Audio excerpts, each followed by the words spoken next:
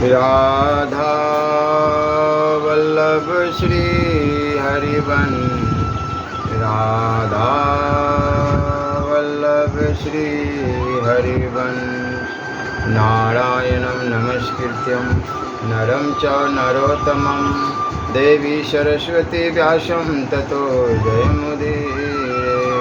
राधा मेरी माता है, पिता मेरे घनश्याम, इन दोनों की चरणों में मेरा कोटि कोटि प्रणाम। ओम श्री परमात्मने नमः। सब प्रकार की उन्नति मनुष्य का यह कर्तव्य है कि वह अपनी सर्वांगीण उन्नति करे। अत्यंत पहले यह विचार करना है कि उन्नति क्या वस्तु है और उसका परमार्थ प्राथमिक और अंतिम स्वरूप क्या है तथा संक्षेप में उसके कितने प्रकार। हमारे शास्त्रकारों ने यह निर्णय किया है कि एक धर्म की समस्त उन्नतियों का केंद्र है। इसलिए संक्षेप में धर्म का लक्षण बतलाते हुए कहा गया है कि जिससे अभ्युदय सर्वविध उन्नति और निःश्रेयस परम कल्याण मोक्ष की सिद्धि हो वह धर्म है।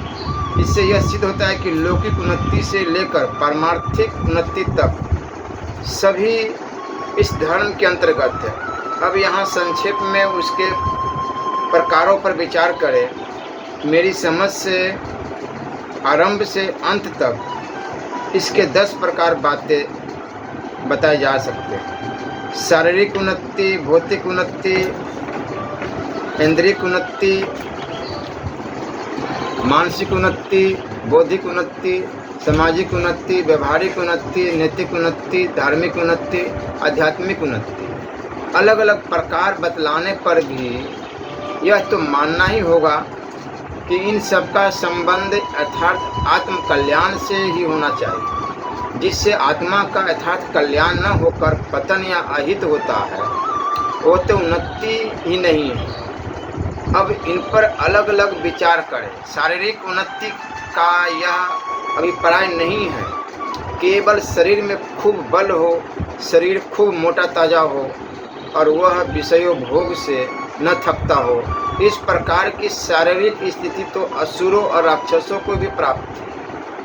वे नित्य भोगपरायण रहते थे और अपने सबल और सुपुष्ट शरीर से अन्य प्राणियों के साथ निर्दयता पूर्वक पूर्ण व्यवहार करते थे, उन्हें कष्ट पहुंचाते और उन्हें मार काट कर अपने शरीर का पोषण और सुख संपादन करते थे। यह वस्तुत शारीरिक उन्नति नहीं, यह तो पतन है। शारीरिक उन्नति तो उसको कहते हैं जिसमें शरीर स्वस्थ हो, निरोग हो, परिश्रमशील हो, दूसरों की सेवा करने में सदा तत्पर हो, सेवा से कहीं थकता न हो और दुखियों का दुख दूर करने में समर्थ हो तथा ऐसे सात्विक शुद्ध पदार्थों से ही जिसका संरक्षण और भरण पोषण होता हो, जो अंतकरण की शुद्धि में सहायक हो, इंद्रियों में सात्विकता पैदा करने वाले हो, सात्विक मन और बुद्धि का निर्माण और बुद्धि करने वाले हो एवं सात्विक बल,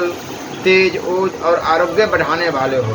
भगवान ने ऐसे सात्विक पदार्थों का गीता में दिग्दर्शन कराया है और कहते हैं कि आयु, बुद्धि, बल, आरोग्य, सुख और प्रीति को बढ़ाने वाले रस युक्त, चिकने और स्थिर रहने वाले तथा स्वभाव से ही मन को प्रिय ऐसे आहार अर्थात भोजन करने के पदार्थ सात्विक पुरुष को प्रिय होते हैं।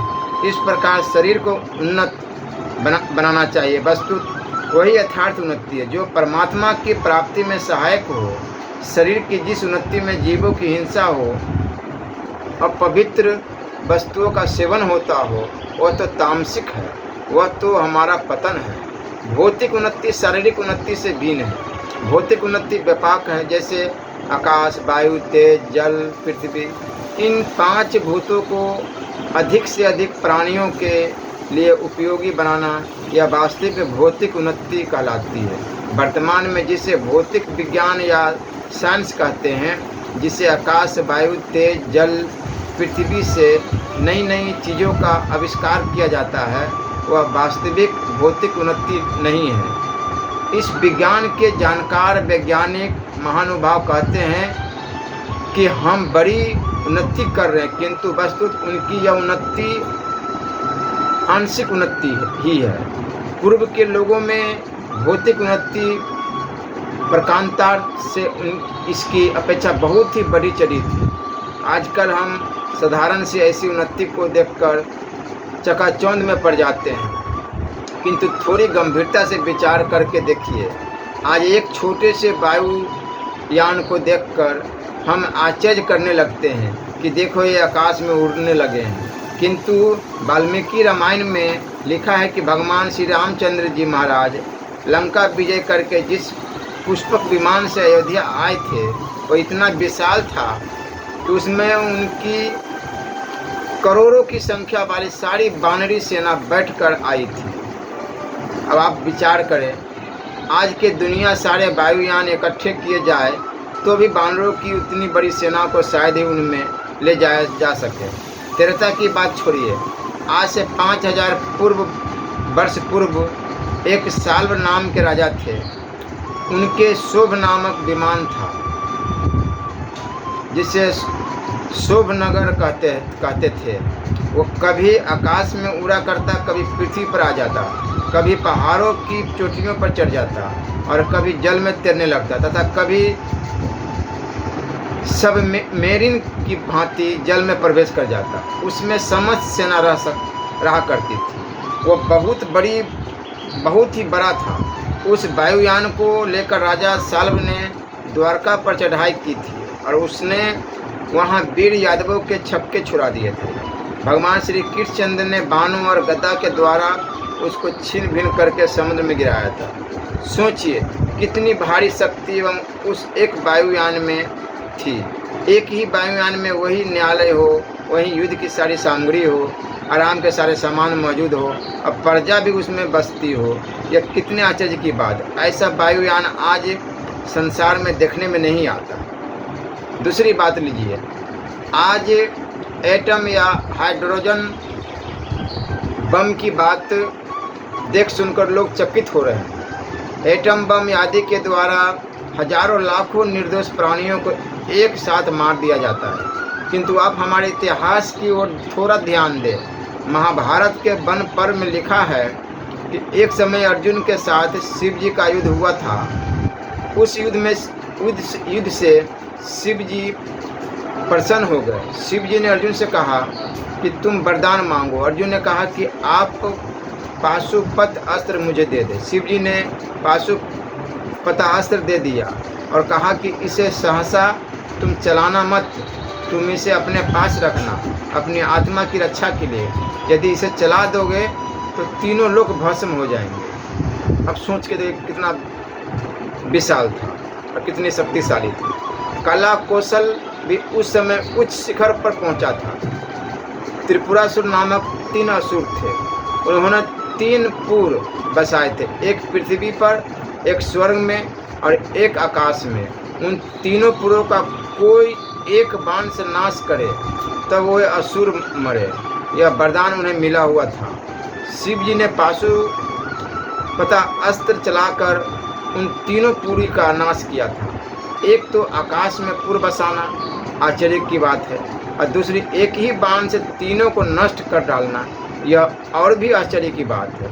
महाभारत के द्रोण पर्व में लिखा है कि जब द्रोणाचार्य मर गए थे तब उनका पुत्र अश्वत्थामा बहुत भयंकर क्रोध करके पांडवों पर टूट पड़ा था।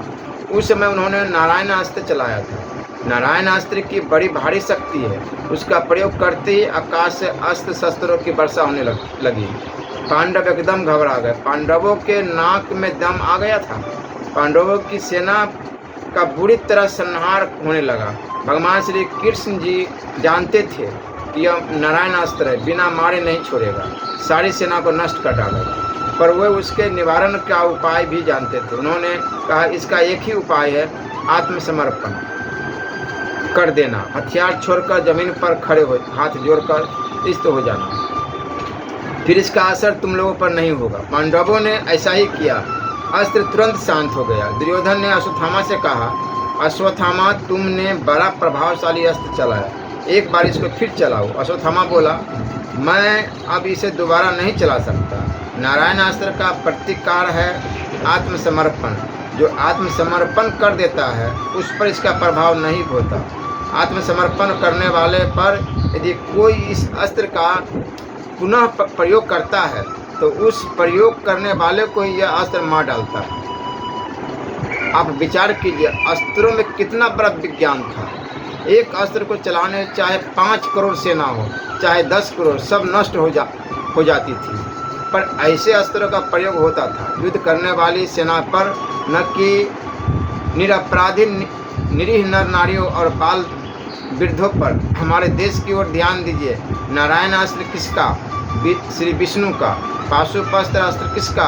शिव जी का। ब्रह्मास्त्र किसका? ब्रह्मा जी का। ऐसे महान अस्त्र थे हमारे देश में। हमारे यहाँ 5 भूतों की बड़ी भारी उन्नति हो गई थी। 8 प्रकार की सिद्धियों का वर्णन मिलता है, जिनमें 4 मन से संबंध रखने वाली मानसिक सिद्धियाँ हैं और 4 भूतों से संबंध रखने वाली भौतिक सिद्धियाँ हैं। इन भौतिक सिद्धियों के नाम हैं अनिमा, महिमा, गरिमा, लघिमा। मानसिक सिद्धियों के नाम हैं प्राप्ति, परकाम्य, स्तत्व, वशिष्ठत्व। अनिमा का अभिप्राय है अनु के समान छोटा बन जाना। हनुमान जी जब लंका में प्रवेश करते हैं तब मच्छर जैसा रूप बना लेते हैं। यह अनिमा सिद्धि का प्रभाव था। और जब हनुमान जी लंका को जा रहे थे तब समुद्र को लांघने के लिए उन्होंने महान स्वरूप धारण कर लिया था। यह महिमा सिद्धि केवल हनुमान जी में ही नहीं थी,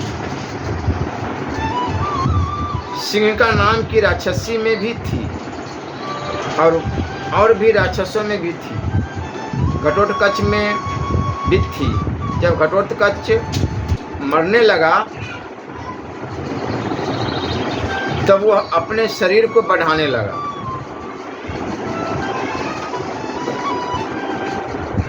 उसने सोचा कि जब मैं मरूंगा तो जितनी कौरवों की सेना है सबको दबाकर मरूंगा।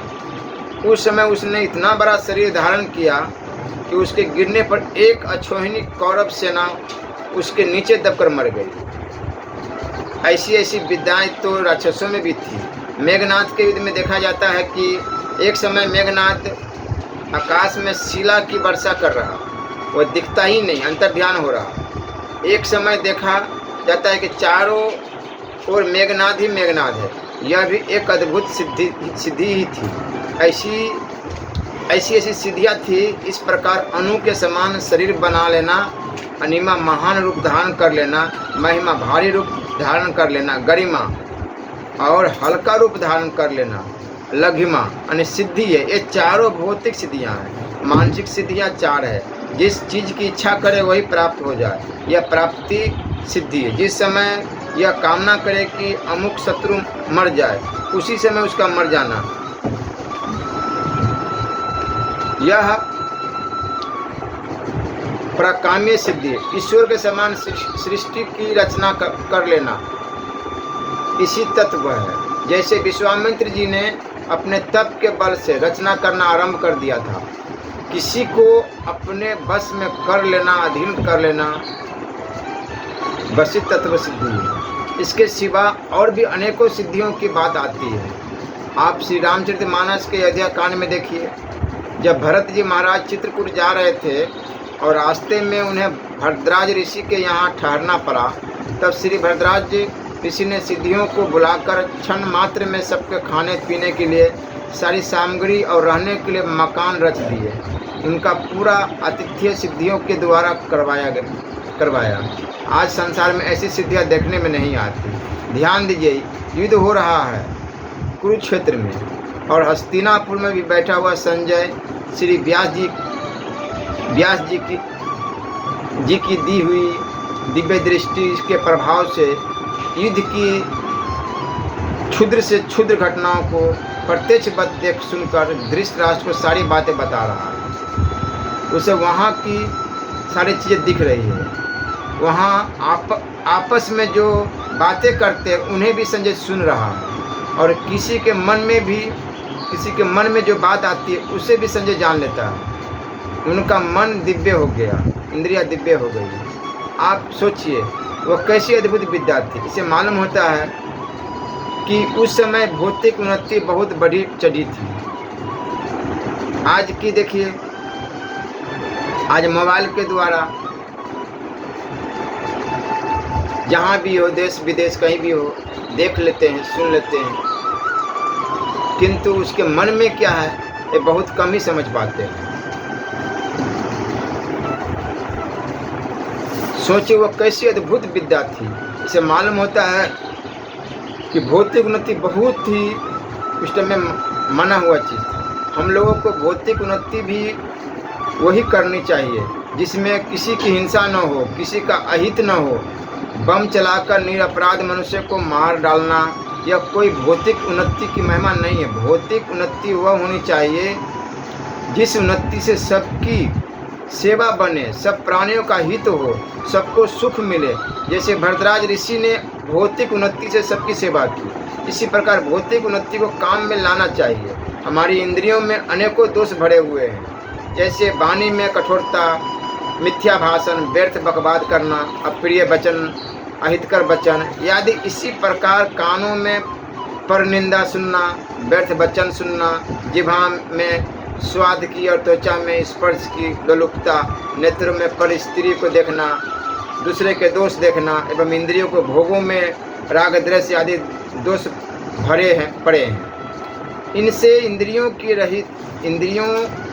को रहित करना, विषयों से इंद्रियों का संयम करना, उन्हें शुद्ध और दिव्य बनाना, विषयों से इंद्रियों की वृत्ति हटाकर अपने बस में करना, यह इंद्रिय उन्नति है।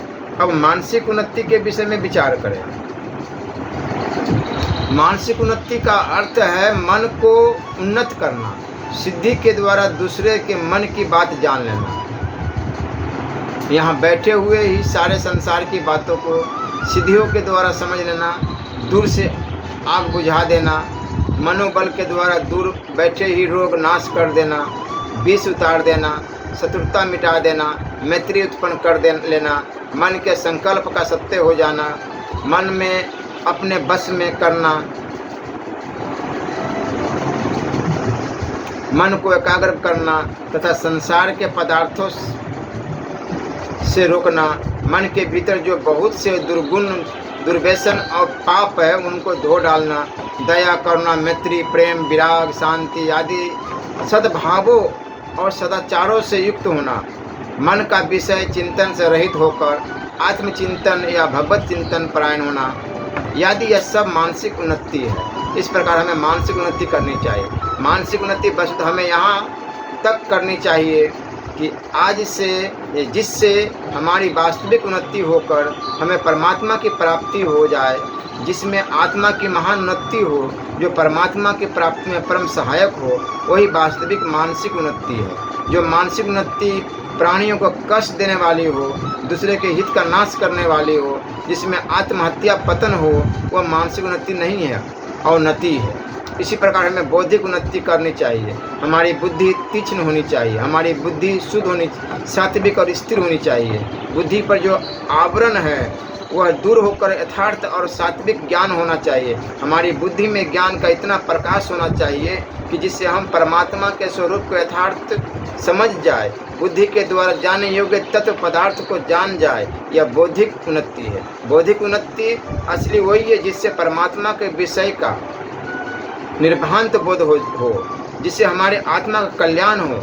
आत्मा के कल्याण में सहायता देने वाली बौद्धिक उन्नति ही अर्थात बौद्धिक उन्नति है। जिस बौद्धिक उन्नति से संसार के पदार्थों को जानकर प्राणियों को कष्ट दे, जिस बुद्धि के द्वारा लोगों पर अनुचित शासन करे और स्वयं ऐसा आराम करे, वह बुद्धि की उन्नति नहीं अवनति है, वह तो वस्तुत पतन है। इसलिए हमें बुद्धि को सूक्ष्म और तीक्ष्ण बनाना चाहिए, जिससे हम परमात्मा को जान सके। सूक्ष्म दृष्टि वाले पुरुषों द्वारा सूक्ष्म और तीक्ष्ण बुद्धि से परमात्मा देखा जाता है। गीता में भगवान कहते हैं कि इंद्रियों से अतीत केवल शुद्ध हुई सूक्ष्म बुद्धि द्वारा ग्रहण करने योग्य जो अनंत आनंद है, उसको जिस अवस्था में अनुभव करता है और जिस अवस्था में स्थित वह योगी परमात्मा के स्वरूप से विचलित होता ही नहीं। ऐसी जो हमारी बौद्धिक उन्नति है वो कल्याण करने वाली है। इस प्रकार हमें बौद्धिक उन्नति करनी चाहिए। इसी प्रकार हम लोगों को अपनी सामाजिक उन्नति करनी चाहिए। हमारे समाज का पतन होता जा रहा है। आज यदि किसी के 3-4 लड़कियां हो जाती है तो दहेज की कुप्रथा के कारण उनका विवाह होना कठिन हो जाता है। कलकत्ते के हंस उखड़िया में एक लड़की 16 वर्ष की हो गई। उसके माता पिता पास दहेज के लिए रुपए नहीं थे, इस कारण लड़की का विवाह न हो सका। अतः वह लड़की के साथ ही विष खाकर मर गए। ऐसी हत्याओं का पाप लगता है। दहेज लेकर विवाह करने वाले लड़के के अभिभावकों को हमारे देश में दहेज की प्रथा इस समय इतनी बुरी हो गई है कि जिनके 2-4 लड़कियां होती है वे प्राय रात दिन रोते हैं और लड़की भी माता पिता के दुख को देखकर रोती है। कोई लड़की तो माता पिता के दुख को देखकर आत्महत्या तक कर लेती है। कितनी लज्जा और दुख की बात है। आजकल हम जो रुपए लेकर लड़के को ब्याहते हैं, इसका मतलब यह है कि हम लड़के को बेचते हैं। हमारे यहाँ एक दिखावा होता है, उससे बड़ी हानि होती है। दूसरे लोग उसको देखकर उससे अधिक रुपए लगाते हैं। इससे खर्च की वृद्धि में प्रोत्साहन मिलता है। लड़का पैदा होता है उस समय भी लोग बहुत फजूल खर्च कर देते हैं। विवाह शादी में जो बुरे गीत गाए जाते हैं, अनुचित दावतें दी जाती है, होटलों में पार्टी दी जाती है, आडंबरपूर्ण सजावट की जाती है, हजारों रुपए व्यर्थ खर्च किए जाते हैं, अपवित्र तथा हिंसा युक्त वस्तुओं का व्यवहार किया जाता है। यह सभी सामाजिक का पतन है। इस तरह की बहुत सी फजूल खर्चा और कुरीतियाँ हैं जिनका सुधार करना परम आवश्यक है। इसी प्रकार हम लोगों को व्यवहारिक उन्नति करनी चाहिए। व्यापार में जो झूठ कपट चोरी बेईमानी दगाबाजी करते हैं, लोगों को धोखा देते हैं, यह हमारा व्यवहारिक पतन है। हमें सच्चाई और समता के साथ न्याय युक्त त्यागपूर्वक व्यवहार करना चाहिए।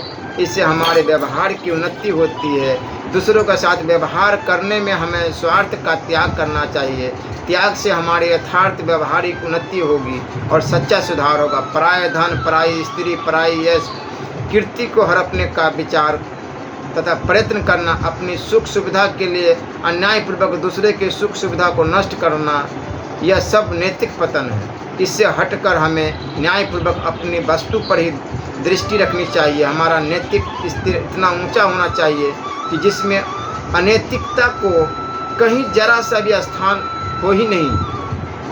बरह हमारा न्याय वही हो जिसमें दूसरे के अधिकार की तथा हित की रक्षा सावधानी से होती हो। यही नैतिक उन्नति है। हम अपनी चीज़ दूसरे को दे नहीं और दूसरे की चीज़ ले नहीं, ठीक अपने न्याय पर रहे तो भी दोष नहीं है। धार्मिक उन्नति इससे भी उच्च कोटि की है। श्री मनु जी ये साधारण धर्म के 10 लक्षण बतलाए हैं। धैर्य रखना, भारी आपत्ति आने पर भी धैर्य का त्याग न करना, क्षमा करना, दूसरे के अपराध का बदला नहीं लेना, मन को बस में रखना, चोरी डकैती नहीं करना, हृदय को शुद्ध बनाने के लिए बाहर भीतर की पवित्रता रखना, इंद्रियों को बस में रखना, सात्विक बुद्धि, सात्विक ज्ञान, सत्य वचन बोलना, क्रोध न करना, ये सामान्य धर्म के 10 लक्षण हैं। ये सामान्य धर्म है, यह मनुष्य मात्र में होना चाहिए। और विशेष धर्म की बातें मनुस्मृति आदि धर्म शास्त्र में बतलाई गई, उन्हें देख लेना चाहिए। इस प्रकार अपने धर्म की उन्नति करना धार्मिक उन्नति है। इस धार्मिक उन्नति को निष्काम भाव से करने पर आत्मा का कल्याण हो सकता है। इसी प्रकार हमें आध्यात्मिक उन्नति करनी चाहिए। आध्यात्मिक उन्नति हुआ है जिससे परमात्मा की प्राप्ति हो, जिससे हमें परमात्मा के तत्व का ज्ञान हो। हम यह समझ जाए कि परमात्मा क्या वस्तु है। ईश्वर की भक्ति आध्यात्मिक विषय का एक खास अंग है, इसलिए हमको ईश्वर की भक्ति करनी चाहिए। जैसे धर्म के 10 लक्षण बतलाए, वैसे ही भक्ति के भी 9 भेद बतलाए गए हैं।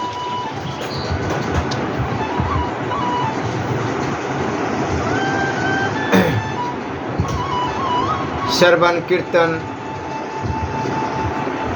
विष्णु स्मरण, पाद सेवनम, अर्चनम, वंदनम, दास्यम, साक्यमात निवेदनम।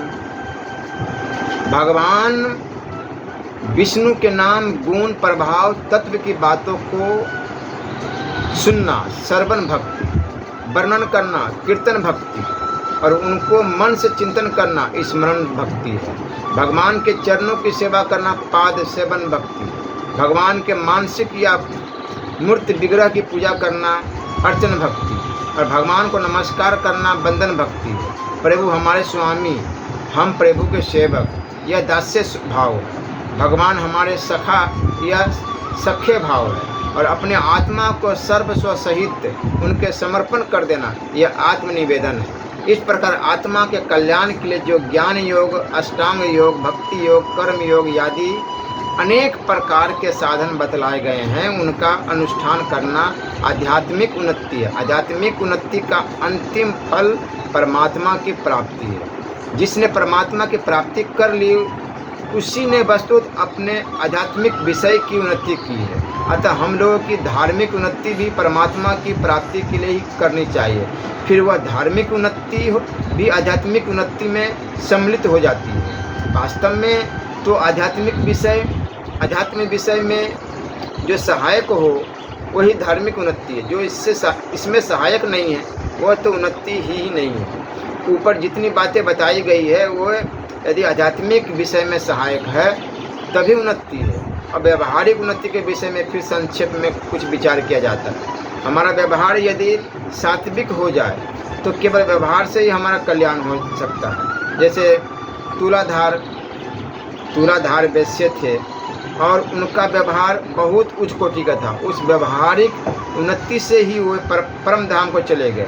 पद्म पुराण में लिखा है कि तुलाधार वैश्य जो व्यापार करते थे उसमें उनके स्वार्थ का त्याग था, सच्चाई का व्यवहार था, सबके साथ सम बर्ताव था। इसी के प्रताप से वे भगवान के परम धाम में चले गए। इसी प्रकार सोचाचार सदाचार है, उसे निष्काम भाव से संसार के हित के लिए करे तो उससे भी हमारा कल्याण हो सकता है। सबके हित का व्यवहार करे, सबके साथ अच्छा बर्ताव करे तो केवल हमारे उस बर्ताव से आत्मा शुद्ध होकर कल्याण हो सकता है। अतः केवल स्वार्थ का त्याग होना चाहिए। स्वार्थ का त्याग ही वास्तव में मुक्ति देने वाला है। भगवत दर्शन अपने वर्ण आश्रम धर्म का पालन करने से भी कल्याण हो सकता है। भगवान स्वयं गीता में कहते हैं कि जिस परमेश्वर से संपूर्ण प्राणियों की उत्पत्ति हुई है और जिससे यह समस्त जगत व्याप्त है, उस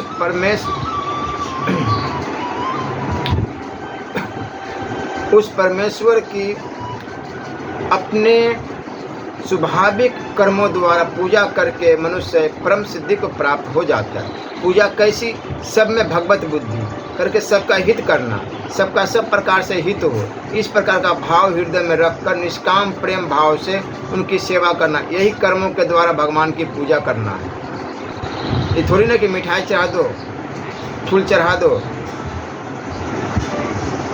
भगवान प्रसन्न हो जाएंगे, ऐसा नहीं। इस प्रकार की पूजा से मनुष्य का उद्धार हो सकता है। भगवान ने गीता के 18वें अध्याय के 42वें श्लोक में ब्राह्मण का, 43वें में क्षत्रिय का और 44वें में वैश्य का और शूद्र का स्वाभाविक धर्म बतलाया है।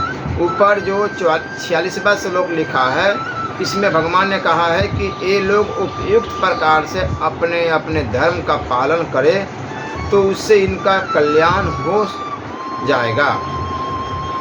इसी प्रकार हमारी धार्मिक क्रिया भी मुक्ति देने वाली हो सकती है, पर वह मुक्ति देती है निष्काम भाव से करने पर। हम जो यज्ञ दान तप और वर्णाश्रम धर्म का पालन करते हैं उससे भी हमारी मुक्ति हो सकती है यदि उसमें हमारा निष्काम भाव हो, उसमें स्वार्थ का तथा आसक्ति, अहंकार, ममता और कामना का त्याग होना चाहिए, जैसा कि भगवान ने बतलाया है। जो पुरुष संपूर्ण कामनाओं को त्याग कर ममता रहित, अहंकार रहित और स्पृहा रहित हुआ विचरता है वही शांति को प्राप्त होता है। इसका अभिप्राय यही है कि हमारी सारी क्रिया स्वार्थ रहित हो, हमारी क्रियाओं में किसी प्रकार का अहंकार, स्वार्थ, ममता और आसक्ति न हो, तब वह क्रिया हमें मुक्ति देने वाली हो जाती है। इसी का नाम कर्मयोग है। निष्काम भाव आ जाने से यह आध्यात्मिक विषय का खास साधन बन जाता है। हम यदि यज्ञ दान तप सेवा सकाम भाव से करते हैं तो वे सब राशि हो जाते हैं। वह धर्म तो है पर सकाम धर्म है।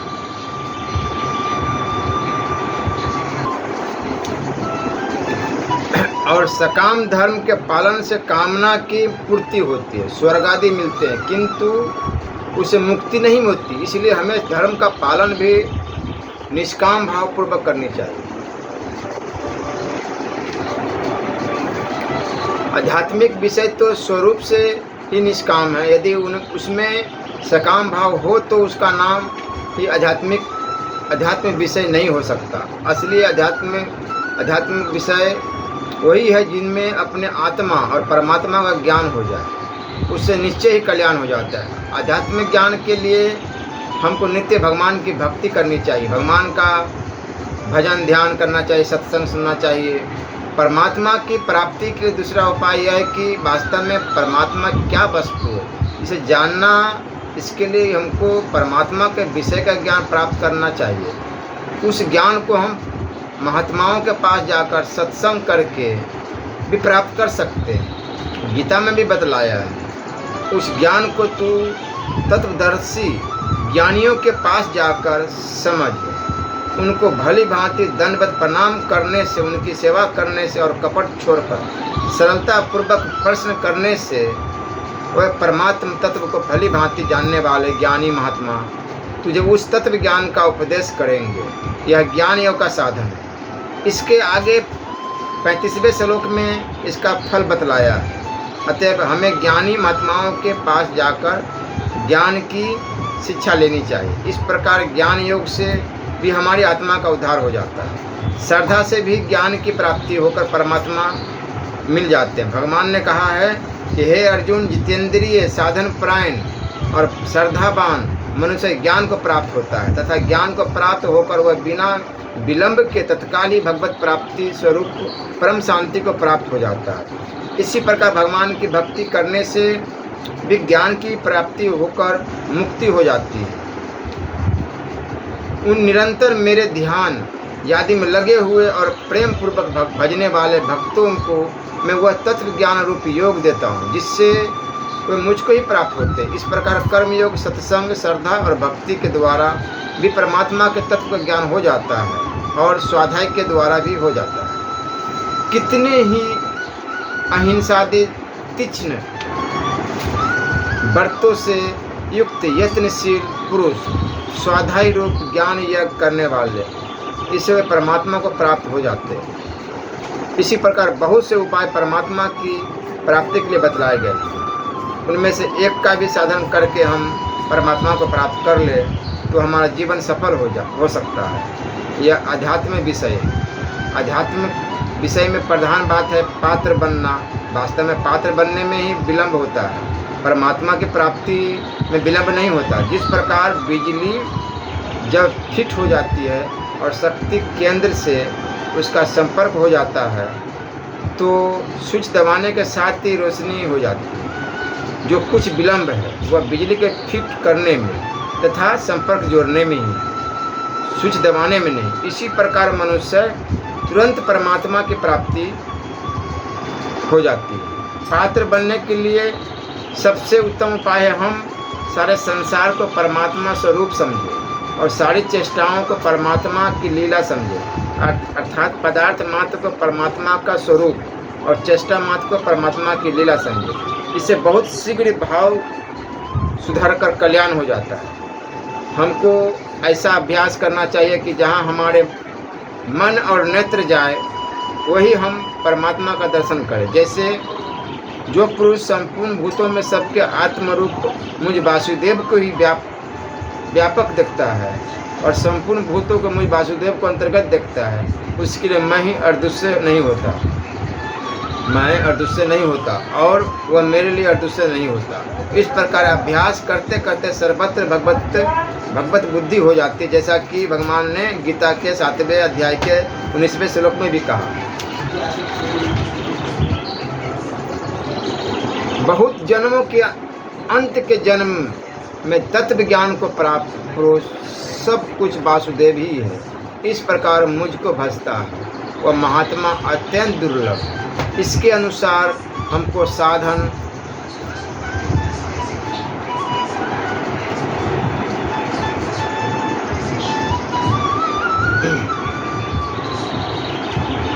करना चाहिए, अर्थात सिद्ध महात्मा पुरुषों की यह जो वास्तविक स्थिति है उसको लक्ष्य में रखकर उसके अनुसार हमको साधन करना चाहिए। सब में भगवत बुद्धि करके सब में भगवान दर्शन करना चाहिए। जहाँ हमारी बुद्धि जाए वहाँ मन जाए, जहाँ नेत्र जाए वही हम भगवान के स्वरूप का दर्शन करें और चेष्टा मात्र को भगवान की लीला समझें। तो आत्मा की शुद्धि होकर परमात्मा की प्राप्ति बहुत शीघ्र हो सकती है। बोलो राधे राधे। जैसे कोई मनुष्य जब नेत्रों पर हरे रंग का चश्मा चढ़ा लेता है तब सारा संसार उसे हरे रंग का ही दिखने लगता है। इसी प्रकार हमें हरि के रंग का चश्मा अपनी बुद्धि पर चढ़ा लेना चाहिए, अपने अंतकरण पर हरि के रंग की यानी कि हरि के भाव का चश्मा चढ़ा लेना चाहिए। हम इस प्रकार सब में परमात्मा भाव करें कि सब परमात्मा का स्वरूप है। यह एक प्रकार का उत्तम भाव है। हृदय में हम इस भाव को ढूंढ कर ले, यह चश्मा चढ़ा ले, फिर सर्वत्र यह भाव करे कि सर्वत्र भगवान विराजमान ही रहे है और हो रहे हैं। बहुत शीघ्र परमात्मा की प्राप्ति हो जाती है और सर्वत्र भगवत दर्शन होने लगते हैं। सब जगह एक परमात्मा के सिवा फिर उसकी दृष्टि में और कोई पदार्थ रहता ही नहीं। यह सबसे बढ़कर साधन है। बोलो राधे राधे। राधा वल्लभ लाल की जय। Radha Vallabh Shri everyone, Radha Vallabh Shri everyone. नारायणं नमस्कृत्यं नरं च नरोत्तमं देवी सरस्वती व्यासं ततो जयमुदीरये। राधा मेरी मात है, पिता मेरे घनश्याम, इन दोनों की चरणों में मेरा कोटि कोटि प्रणाम। ओम श्री परमात्मने नमः। श्री गणेशाय नमः।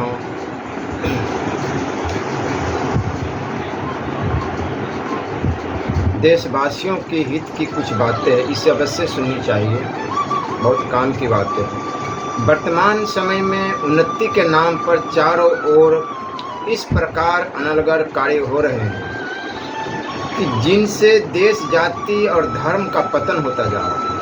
उन सब अनर्थपूर्ण कार्यों को समझ सोचकर उनसे स्वयं विरत होना तथा दूसरों को उनकी बुराइयां समझाकर विरत करना चाहिए और ऐसा प्रयत्न करना चाहिए कि जिससे देश जाति और धर्म का उत्थान हो। हम अपने धर्मनिरपेक्ष सरकार से भी अनुरोध करते हैं कि वह हमारी प्रार्थना पर ध्यान दे। यहाँ ऐसी कुछ बातों का दिग्दर्शन कराया जाता है। स्त्रियों के लिए पातिव्रत्य धर्म हिंदू धर्म का प्रधान अंग है। उसके विरुद्ध जो तलाक विधेयक स्वीकृत किया गया है वह भारतीय पतिव्रता स्त्रियों के प्रति घोर अन्याय है। इससे संस्कारगत विवाह का मूल आदर्श ही नष्ट हो जाता है। यह स्त्रियों के सती तत्व को नष्ट करने वाला ही, स्त्रियों के सुखपूर्वक जीवन यापन में भी बाधा पहुंचाने वाला। पुरुष वर्ग इस तलाक कानून के सहारे निर्दोष स्त्री पर दोष लगाकर उसका त्याग कर सकता है। फिर उन बेचारी अबलाओं की क्या गति होगी।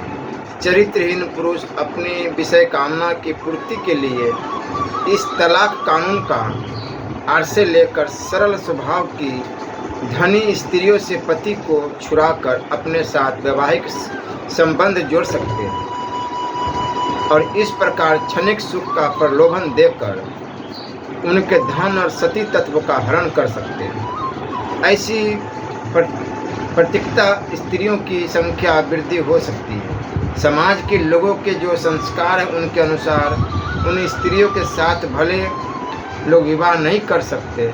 इससे पतित पुरुषों को अपनी नीच वासना पूर्ति के लिए मौका मिल सकता है। विदेशों की भांति यहाँ भी दंपति में मुकदमेबाजी हो सकती है। इससे पारस्परिक प्रेम में तो बाधा है ही, साथ ही धन का अपव्यय भी है। उस दिन श्री टंडन जी ने यह ठीक ही कहा था कि तलाक की छूट देकर पातिव्रत्य के श्रेष्ठ आदर्श को कलंकित किया जा रहा है। यह हिंदू विवाह कानून हिंदू धर्म पर प्रत्यक्ष घोर आघात है। हिंदू विवाह कोई कॉन्ट्रैक्ट नहीं है जो तोड़ा जा सके, वह एक पवित्र धार्मिक संस्कार है। यह अविच्छेद विवाह संस्कार हिंदू धर्म का एक मुख्य अंग है। धर्मनिरपेक्ष सरकार का हिंदुओं की इस पवित्रतम विवाह संस्था का विनाश करने के लिए बहुमत के बल पर इस प्रकार कानून बना देना उचित नहीं है, जिसका अधिकांश हिंदू जनता ने इस एक स्वर से विरोध किया।